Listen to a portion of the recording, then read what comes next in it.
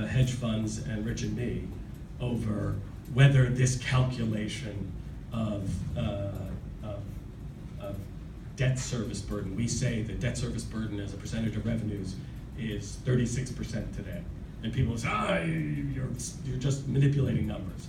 And this is an attempt to take on that argument and lay out why the critics have it wrong.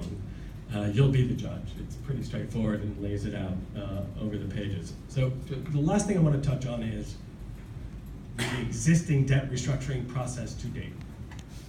So we made our first proposal in January, and this is a comprehensive proposal touching all 11 issuers of the $50-odd billion of tax-supported debt.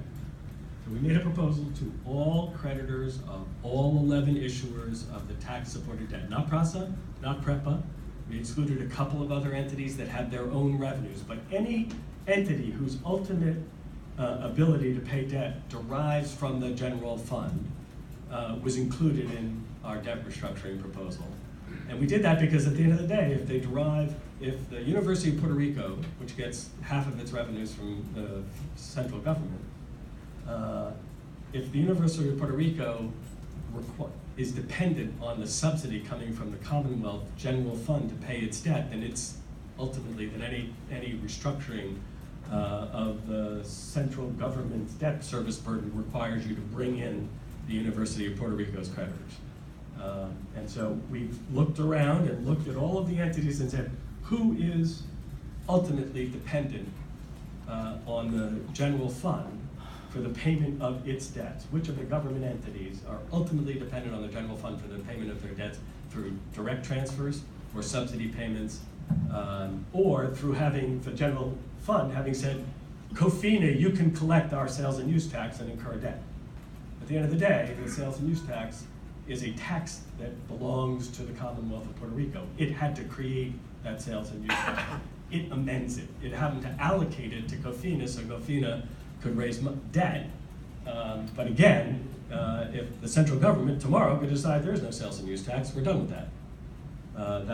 That's a regressive form of taxation. We're not doing it. COFINA would be without revenues to pay its debt.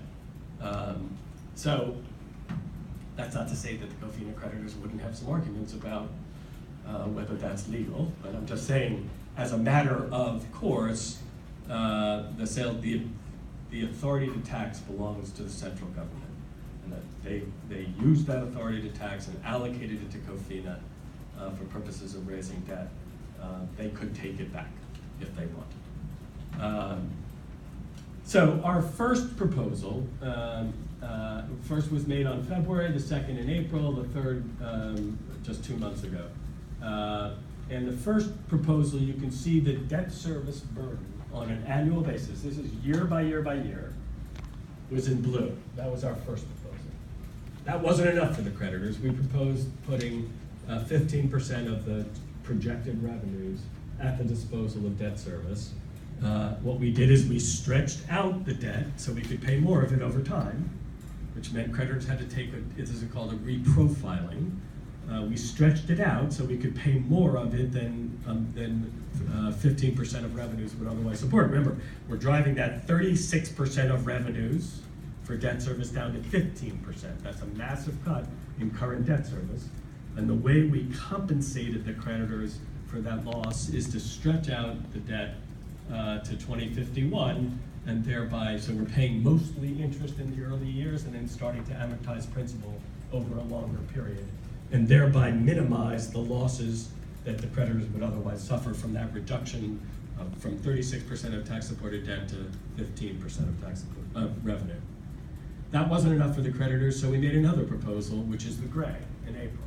So we added more interest up front and extended the period even longer, and drove debt service as a percentage of revenue from 15 to 16%. Nope, they wanted more.